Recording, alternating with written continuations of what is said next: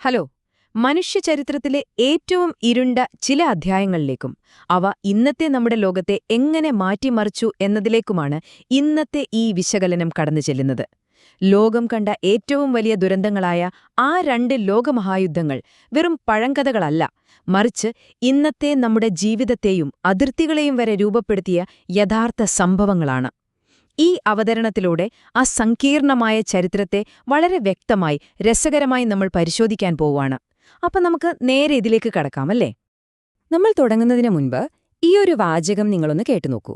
യുദ്ധം ജയിക്കുന്നത് ആരാണെന്നല്ല, മറിച്ച് എന്താണ് അവിടെ അവശേഷിക്കുന്നത് എന്നതാണ് പ്രധാനം. എത്ര അർത്ഥവത്തായ വരികളാണല്ലേ ഇത്! യുദ്ധമെന്നാൽ ഭൂപടത്തിൽ രാജ്യങ്ങൾ തമ്മിലുള്ള വെറും അതിർത്തി മാറ്റങ്ങൾ മാത്രമല്ല, മറിച്ച് തലമുറകളോളം ഉണങ്ങാതെ കിടക്കുന്ന വലിയ മുറിവുകളാണെന്ന് ഈ വാക്കുകൾ നമ്മെ ഓർമ്മിപ്പിക്കുന്നു. ശരി, ഇന്ന് നമ്മൾ എന്തൊക്കെയാണ് സംസാരിക്കാൻ പോകുന്നതെന്ന് പെട്ടെന്നൊന്ന് നോക്കാം. 1. ആദ്യ തീപ്പൊരിയും യുദ്ധക്കിടങ്ങുകളും. 2. പ്രതികാരത്തിന്റെ വില. 3. ഇന്ത്യയുടെ മറക്കപ്പെട്ട ത്യാഗങ്ങൾ. 4. ആണവയുഗത്തിന്റെ തുടക്കം. 5. പുതിയ ലോകക്രമം. ഒപ്പം 6. ആഗോള സംഘർഷങ്ങളുടെ ഭാവിയെക്കുറിച്ചും നമ്മൾ നോക്കുന്നുണ്ട്. നമുക്ക് ചരിത്രത്തിന്റെ ആ ആദ്യ തീപ്പൊരിയിൽ നിന്ന് തന്നെ തുടങ്ങാം. 1-ാം ഭാഗം, ആദ്യ തീപ്പൊരിയും യുദ്ധക്കിടങ്ങുകളും. സത്യത്തിൽ 20-ാം നൂറ്റാണ്ടിന്റെ തുടക്കത്തിലെ ലോകമെന്നു പറയുന്നത് വലിയ സാമ്രാജ്യങ്ങളുടെ ഒരു സ്കൂൾ കളിമുറ്റം പോലെയായിരുന്നു, എപ്പോൾ വേണമെങ്കിലും പൊട്ടിത്തെറിക്കാവുന്ന ഒരിടം. 1914 ജൂൺ മാസം സെർബിയൻ അതിർത്തിയിൽ വെച്ച് ഓസ്ട്രിയൻ രാജകുമാരൻ ഫ്രാൻസിസ് ഫെർഡിനാൻഡ് കൊല്ലപ്പെടുന്നു. കേൾക്കുമ്പോൾ ഇതൊരു വലിയ യുദ്ധത്തിന് കാരണമാകുമോ എന്ന് നിങ്ങൾക്ക് തോന്നാം, അല്ലേ? പക്ഷേ ഈ ചെറിയൊരു സംഭവം ഡോമിനോകൾ വീഴുന്നതുപോലെയാണ് ലോകത്തെ മുഴുവൻ യുദ്ധത്തിലേക്ക് വലിച്ചിഴച്ചത്. പെട്ടെന്ന് കാര്യങ്ങൾ കൈവിട്ടുപോയി. ഓസ്ട്രിയ സെർബിയയെ ആക്രമിക്കുന്നു, സെർബിയയെ സഹായിക്കാൻ റഷ്യ വരുന്നു, അതിന്റെ കൂടെ ജർമ്മനിയും ഫ്രാൻസും ബ്രിട്ടനും ഇറങ്ങുന്നു. അങ്ങനെ ടെലിഗ്രാഫുകളുടെ മിന്നൽ വേഗതയിൽ ലോകം മുഴുവൻ കത്തിപ്പടരുകയായിരുന്നു. ഇനി ഈ യുദ്ധക്കളത്തിലേക്ക് ഒന്നിറങ്ങിച്ചെന്നാലോ? 1-ാം ലോകമഹായുദ്ധം എന്ന് കേൾക്കുമ്പോൾ തന്നെ ഓർമ്മ വരുന്നത് ആ ഭയാനകമായ ട്രെഞ്ചുകൾ അഥവാ യുദ്ധക്കിടങ്ങുകളാണ്. ഒന്ന് സങ്കൽപ്പിച്ചു നോക്കൂ. കാൽമുട്ടറ്റം ചെള്ളിവെള്ളത്തിൽ, ശവങ്ങളുടെ ദുർഗന്ധത്തിൽ മാസങ്ങളോളമാണ് ആ സൈനികർ അവിടെ കഴിഞ്ഞത്. എപ്പോഴും ഈ വെള്ളത്തിൽ കിടക്കുന്നതുകൊണ്ട് കാലിലെ വിരലുകൾ അഴുകിപ്പോകുന്ന ട്രെഞ്ച് ഫുട്ട് എന്നൊരവസ്ഥ. പോരാത്തതിന് ശ്വാസമുട്ടി മരിക്കാൻ കാരണമാകുന്ന ക്ലോറിൻ പോലുള്ള വിഷവാതക പ്രയോഗങ്ങൾ. അക്ഷരാർത്ഥത്തിൽ അതൊരു നരകമായിരുന്നു. അങ്ങനെ വലിയ നാശനഷ്ടങ്ങളോടെ ആ യുദ്ധം അവസാനിച്ചു. ഇനി നമ്മൾ 2-ാം ഭാഗത്തിലേക്ക് കടക്കുകയാണ്. പ്രതികാരത്തിന്റെ വില. എങ്ങനെയാണ് ആ ആദ്യ യുദ്ധം 2-ാം ലോകമഹായുദ്ധത്തിന് വിത്ത് പാകിയതെന്ന് നോക്കാം. യുദ്ധത്തിൽ തോറ്റ ജർമ്മനിയെ ഒട്ടും വെറുതെ വിടാൻ വിജയികൾ തയ്യാറായിരുന്നില്ല. അവരുടെ മേൽ അടിച്ചേൽപ്പിച്ച വേഴ്സായി ഉടമ്പടി സത്യത്തിൽ ക്രൂരതയുടെ പര്യായമായിരുന്നു. യുദ്ധത്തിന്റെ പൂർണ്ണ ഉത്തരവാദിത്തം, താങ്ങാനാവാത്ത ഭീമമായ പിഴത്തുക, സ്വന്തം രാജ്യത്തെ ഭൂമി നഷ്ടപ്പെടൽ, സൈന്യത്തെ വെട്ടിച്ചുരുക്കൽ, അങ്ങനെ ജർമ്മനിയെ സാമ്പത്തികമായും മാനസികമായും അവർ തകർത്ത് തരിപ്പണമാക്കി. വിശ്വസിക്കാൻ പ്രയാസമായിരിക്കും, ഈ പിഴത്തുക ജർമ്മനി അടച്ചുതീർത്തത് ഈ അടുത്ത് 2010 മാത്രമാണ്. അന്ന് അനുഭവിച്ച കടുത്ത അപമാനവും പട്ടിണിയുമാണ് പഴയ പ്രതാപം തിരികെ കൊണ്ടുവരാമെന്ന വാഗ്ദാനം നൽകിയ അഡോൾഫ് ഹിറ്റ്ലറെ പോലൊരു ഏകാധിപതിയെ അവരുടെ തലപ്പത്തെത്തിച്ചത്. ആ പ്രതികാരം ലോകത്തെ വീണ്ടും യുദ്ധത്തിലേക്ക് തള്ളിവിട്ടു. ഇത്തവണ ലോകം കണ്ട ക്രൂരതകൾക്ക് അതിരുകളില്ലായിരുന്നു. നാസികളുടെ കോൺസെൻട്രേഷൻ ക്യാമ്പുകളിലെ ഗ്യാസ് ചേമ്പറുകളിൽ ലക്ഷക്കണക്കിന് ജൂതന്മാരും ന്യൂനപക്ഷങ്ങളും കൊല്ലപ്പെട്ട ഹോളോകോസ്റ്റ് മനുഷ്യചരിത്രത്തിലെ തന്നെ ഏറ്റവും വലിയ വംശഹത്യയാണ്. ഇതുപോലെ തന്നെ ഞെട്ടിക്കുന്നതായിരുന്നു ജപ്പാൻ ചൈനയിൽ നടത്തിയ യൂണിറ്റ് 731 എന്ന രഹസ്യ ജൈവായുധ പരീക്ഷണങ്ങളും. പരീക്ഷണ വസ്തുക്കളായി മനുഷ്യനെ ഉപയോഗിച്ച ഒരു കറുത്ത കാലമായിരുന്നു അത്. ഇതൊക്കെ ലോകത്തിന്റെ പല ഭാഗങ്ങളിൽ നടക്കുമ്പോൾ നമ്മുടെ ഇന്ത്യക്കാരുടെ അവസ്ഥ എന്തായിരുന്നു? അതാണ് 3-ാം ഭാഗം, ഇന്ത്യയുടെ മറക്കപ്പെട്ട ത്യാഗങ്ങൾ. വിദേശ മണ്ണിൽ വീണ്ട നമ്മുടെ ചോരയുടെ കഥ. 13 ലക്ഷം. ഇതൊരു ചെറിയ സംഖ്യയല്ല. 1-ാം ലോകമഹായുദ്ധത്തിൽ ബ്രിട്ടനു വേണ്ടി പോരാടാൻ പോയ ഇന്ത്യൻ സൈനികരുടെ എണ്ണമാണിത്. കേട്ടിട്ടുപോലുമില്ലാത്ത മഞ്ഞുവീണ വിദേശ രാജ്യങ്ങളിൽ പോയി യുദ്ധം ചെയ്യേണ്ടി വന്ന രാംസിംഗിനെ പോലെയുള്ള സാധാരണക്കാരായ ഇന്ത്യൻ കർഷകർ.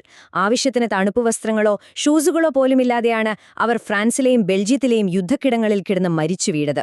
ഇന്ന് നമ്മൾ ഡൽഹിയിൽ കാണുന്ന ഇന്ത്യ ഗേറ്റുണ്ടല്ലോ, അതൊരിക്കലും തിരികെ വരാത്ത ആ ഇന്ത്യൻ സൈനികർക്കുള്ള സ്മാരകമാണെന്ന സത്യം നമ്മളിൽ പലർക്കും അറിയില്ല എന്നതാണ് സങ്കടം. ഇനി 2-ാം ലോകമഹായുദ്ധം എത്തിയപ്പോഴേക്കും ഈ സംഖ്യ വീണ്ടും കുതിച്ചുയർന്നു. 25 ലക്ഷം. 25 ലക്ഷം ഇന്ത്യൻ സൈനികളാണ് ഇത്തവണ ആഫ്രിക്കയിലും ഇറ്റലിയിലും ബർമയിലുമൊക്കെയായി ലോകത്തിന്റെ വിവിധ ഭാഗങ്ങളിൽ പോരാടിയത്. നമ്മുടെ ദേശീയ നേതാക്കളുടെ കടുത്ത എതിർപ്പുകൾ വകവെക്കാതെയാണ് ബ്രിട്ടൻ ഇന്ത്യക്കാരെ വീണ്ടും ഈ കുരുതിക്കിളത്തിലേക്ക് വലിച്ചെറിഞ്ഞത്. പക്ഷേ ഈ യുദ്ധക്കളങ്ങൾക്ക് പുറത്ത് സംഭവിച്ച് നെഞ്ചു തകർക്കുന്ന മറ്റൊരു കണക്കുണ്ട്: 30 ലക്ഷം. ഇത് യുദ്ധത്തിൽ വെടിയേറ്റുമറിച്ചവരുടെ എണ്ണമല്ല. വിൻസ്റ്റൺ ചർച്ചിലിന്റെ ഭരണകാലത്ത് യുദ്ധസന്നാഹങ്ങൾക്കായി ഇന്ത്യയിലെ, പ്രത്യേകിച്ച് ബംഗാളിലെ ധാന്യശേഖരം മുഴുവൻ വിദേശത്തേക്ക് കടത്തിക്കൊണ്ടുപോയതിന്റെ ഫലമായി 1943 പട്ടിണി കിടന്നു വരിച്ച ഇന്ത്യക്കാരുടെ എണ്ണമാണിത്. അതായത് പോർക്കളത്തിലെ വെടിയുണ്ടകളേക്കാൾ കൂടുതൽ ജീവനെടുത്തത് അധികാരത്തിന്റെ ഈ ക്രൂരമായ തീരുമാനങ്ങളായിരുന്നു. അങ്ങനെ ലക്ഷക്കണക്കിന് മനുഷ്യർ മരിച്ചു വീണു. 1945 ഹിറ്റ്ലർ പരാജയപ്പെട്ടു. യൂറോപ്പിൽ യുദ്ധം തീർന്നു. പക്ഷെ കളി അവിടെ അവസാനിച്ചിരുന്നില്ല. നമ്മളെ 4ാം ഭാഗത്തിലേക്ക്, അതായത് ആണവയുഗത്തിന്റെ തുടക്കത്തിലേക്ക് പോവാണ്. മനുഷ്യന്റെ സങ്കല്പങ്ങൾക്കും അതീതമായ ഒരു ഭീകരശക്തി. പസഫിക് സമുദ്രത്തിൽ അപ്പോഴും യുദ്ധം തുടരുകയായിരുന്നു. ശത്രുക്കൾക്ക് മുൻപേ ലോകത്തെ ഏറ്റവും വലിയ ആയുധം നിർമ്മിക്കാൻ അമേരിക്ക അതിരഹസ്യമായി തുടങ്ങിയ പദ്ധതിയായിരുന്നു മാൻഹാറ്റൻ പ്രോജക്റ്റ്. ലോകത്തിലെ ഏറ്റവും മികച്ച ശാസ്ത്രജ്ഞർ അവിടെ ഒത്തുകൂടി. ജെ. റോബർട്ട് ഓപ്പൻഹൈമറുടെ നേതൃത്വത്തിൽ എൻറിക്കോ ഫെർമിയെയും റിച്ചാർഡ് ഫെയ്ൻമാനെ പോലുള്ള പ്രതിഭകളുടെ കൂട്ടായ പരിശ്രമത്തിൽ അവർ ആറ്റം പിളർന്നു. അതീവ രഹസ്യമായ ആ ട്രിനിറ്റി ടെസ്റ്റിലൂടെ മനുഷ്യൻ പ്രപഞ്ചത്തിന്റെ ഒരു കൊടിയ ശക്തിയെ സ്വന്തമാക്കുകയായിരുന്നു. ആ ആദ്യത്തെ ആണവസ്ഫോടനം നേരിട്ട് കണ്ട ആ നിമിഷം അതിന്റെ ശില്പിയായ ഓപ്പൺഹൈമർ ഭഗവത്ഗീതയിലെ ഈ വരികൾ ഓർത്തുപോയി: "ഞാൻ ഇപ്പോൾ ലോകങ്ങളെ നശിപ്പിക്കുന്ന മൃത്യുവായി തീർന്നിരിക്കുന്നു." ആയുധത്തിന്റെ ആ ഭീകരത അതുണ്ടാക്കിയ വ്യക്തിക്ക് തന്നെ ബോധ്യപ്പെട്ട ഒരു നിമിഷമായിരുന്നു അത്. അപ്പൊ നിങ്ങൾക്കൊരു സംശയം തോന്നാം, ജർമ്മനി കീഴടങ്ങിയിട്ടും ജപ്പാൻ എന്തുകൊണ്ടാണ് പിന്മാറാതിരുന്നത് എന്ന്. അതിന് കാരണം അവരുടെ സംസ്കാരത്തിൽ തന്നെയുണ്ട്. ബുഷിഡോ എന്ന് വിളിക്കുന്ന പരാജയം സമ്മതിക്കുന്നതിനേക്കാൾ മരണം വരിക്കുന്നതാണ് നല്ലതെന്ന് സാമുറായ് പാരമ്പര്യം അവർക്കുണ്ടായിരുന്നു. സ്വയം വിമാനങ്ങളുമായി ശത്രുകപ്പലുകളിലേക്ക് ഇടിച്ചു കയറുന്ന കമിക്കാസെ ആക്രമണങ്ങളും സ്വന്തം ദൈവതുല്യനായ ചക്രവർത്തിയുടെ സ്ഥാനം നഷ്ടപ്പെടുമെന്ന ഭയവുമൊക്കെയാണ് ജപ്പാനെ അവസാന നിമിഷം വരെ പോരാടാൻ പ്രേരിപ്പിച്ചത്. ആ ഒരു പിടിവാശിയുടെ ഭവിഷ്യത്ത് എന്തായിരുന്നു എന്ന് നമുക്കെല്ലാവർക്കും അറിയാം. ചരിത്രത്തിലെ ഏറ്റവും ഇരുണ്ട ദിനങ്ങൾ 1945 ഓഗസ്റ്റ് 6 ഹിരോഷിമയിൽ ലിറ്റിൽ ബോയ് എന്ന ആദ്യത്തെ ആറ്റം ബോംബ് വീണു. ലക്ഷക്കണക്കിന് മനുഷ്യർ നിമിഷങ്ങൾക്കുള്ളിൽ ആവിയായിപ്പോയി. എന്നിട്ടും കീഴടങ്ങാത്തതിനാൽ 3 ദിവസങ്ങൾക്ക് ശേഷം നാഗസാക്കിയിലും അടുത്ത ബോംബ് വീണു. തലമുറകളെ വേട്ടയാടിയ റേഡിയേഷനും ആ കറുത്ത മഴയും തീർത്ത ഭീകരത കണ്ട് ഒടുവിൽ ജപ്പാൻ ചക്രവർത്തി ഇടപെട്ടു. സെപ്റ്റംബർ 2 അവർ ഔദ്യോഗികമായി കീഴടങ്ങിയതോടെ ആ മഹാദുരന്തത്തിന് അന്ത്യമായി. ഈ മഹാദുരന്തങ്ങൾക്കു ശേഷം പതുക്കെ പതുക്കെ പൊടിപ്പടലങ്ങൾ അടങ്ങി. ഇനി 5ാം ഭാഗം, പുതിയ ലോകക്രമം.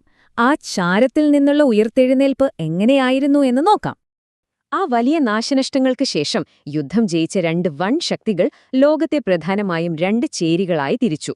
ഒരു വശത്ത് മുതലാളിത്തവും ജനാധിപത്യവും ഉയർത്തിപ്പിടിച്ച അമേരിക്ക, മറുവശത്താകട്ടെ കമ്മ്യൂണിസത്തെ അടിസ്ഥാനമാക്കിയുള്ള സോവിയറ്റ് യൂണിയൻ. ഇവർ തമ്മിൽ നേരിട്ട് യുദ്ധം ചെയ്തില്ലെങ്കിലും ലോകമൊരു വല്ലാത്ത അവസ്ഥയിലായിരുന്നു.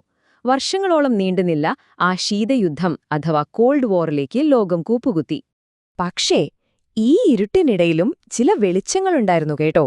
ഇനി ഇങ്ങനെയൊന്നും ഉണ്ടാകരുതല്ലോ എന്ന് കരുതി 1945 ഐക്യരാഷ്ട്രസഭ അഥവാ UN രൂപീകരിച്ചു. മാത്രമല്ല, യുദ്ധം മൂലം സാമ്പത്തികമായി തകർന്ന ബ്രിട്ടന് തങ്ങളുടെ കോളനികളെ നിയന്ത്രിക്കാൻ കഴിയാതെ വന്നതോടെ 1947 നമ്മുടെ ഇന്ത്യ ഉൾപ്പെടെ പല രാജ്യങ്ങളും സ്വതന്ത്രമായി. ഈ സമയത്ത് അമേരിക്കയുടെയോ റഷ്യയുടെയോ ചേരികളിൽ ചേരാതെ ഇന്ത്യയുടെ ആദ്യ പ്രധാനമന്ത്രി നെഹ്റുവിന്റെ നേതൃത്വത്തിൽ ചേരിചേരാൻ നയം രൂപം കൊള്ളുകയും ഇന്ത്യ ഒരു പുതിയ ആഗോള ശക്തിയായി വളരുകയും ചെയ്തു. ഇനിയാണ് നമ്മൾ ഏറ്റവും പ്രധാനപ്പെട്ട കാര്യത്തിലേക്ക് വരുന്നത്. ഇന്നലെകളെക്കുറിച്ചല്ല, നാളെയെക്കുറിച്ചാണ് നമ്മൾ ചിന്തിക്കേണ്ടത്. അവസാന ഭാഗം, ആഗോള സംഘർഷങ്ങളുടെ ഭാവി. 2040 ഒരു നിഴൽ യുദ്ധം എങ്ങനെയായിരിക്കും? ഒന്ന് സങ്കൽപ്പിച്ചു നോക്കൂ. 2040 ഒരു യുദ്ധം. തീർച്ചയായും ആയുധങ്ങൾ മാറിയിട്ടുണ്ടാകും. പക്ഷേ വിഭവങ്ങളോടുള്ള മനുഷ്യന്റെ ആർത്തി നമ്മൾ ഇന്നും മാറ്റിയിട്ടില്ല. ഗ്രീൻലാൻഡിലെ ലിഥിയം പോലുള്ള വിഭവങ്ങൾക്കു വേണ്ടിയാകും ഇനി യുദ്ധങ്ങൾ നടക്കുക. തോക്കുകൾക്ക് പകരം കമ്പ്യൂട്ടറുകൾ വഴി ബാങ്കുകളും പവർ ഗ്രിഡുകളും ഹാക്ക് ചെയ്യപ്പെടുന്ന ഒരു നിഴൽ യുദ്ധം അഥവാ ഷാഡോ വാർ. സൈനികർക്ക് പകരം AI നിയന്ത്രിക്കുന്ന ഡ്രോണുകൾ വിതരണ ശൃംഖലകൾ തകർക്കും. അതായത് ഒരു സൈനികൻ പോലും അതിർത്തി കടക്കാതെ തന്നെ ഒരു രാജ്യത്തെ പൂർണ്ണമായി നിശ്ചലമാക്കാൻ കഴിയുന്ന കാലം.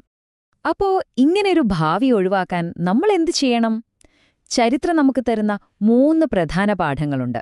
ഒന്ന്, വിഭവങ്ങൾ പിടിച്ചെടുക്കാൻ പരസ്പരം പോരടിക്കുന്നതിന് പകരം അവ വിവേകത്തോടെ പങ്കുവെക്കാൻ നമ്മൾ പഠിക്കണം. 2, പ്രതികാരം തീർക്കുന്നതിന് പകരം തോറ്റവനെ കൂടി ചേർത്തു പിടിക്കുന്ന സഹവർത്തിത്വം വേണം.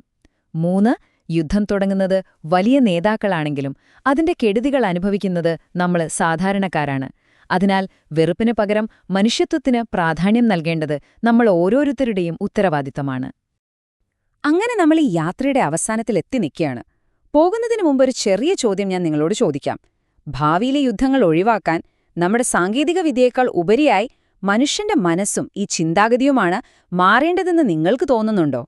ഇതിനുള്ള ഉത്തരം നമ്മൾ ഓരോരുത്തരും കണ്ടെത്തേണ്ടതുണ്ട്. ഇന്നത്തെ ഈ വിശകലനം നിങ്ങൾക്ക് പുതിയ ചില ഉൾക്കാഴ്ചകൾ നൽകിയെന്ന് ഞാൻ വിശ്വസിക്കുന്നു. കേട്ടിരുന്ന എല്ലാവർക്കും നന്ദി.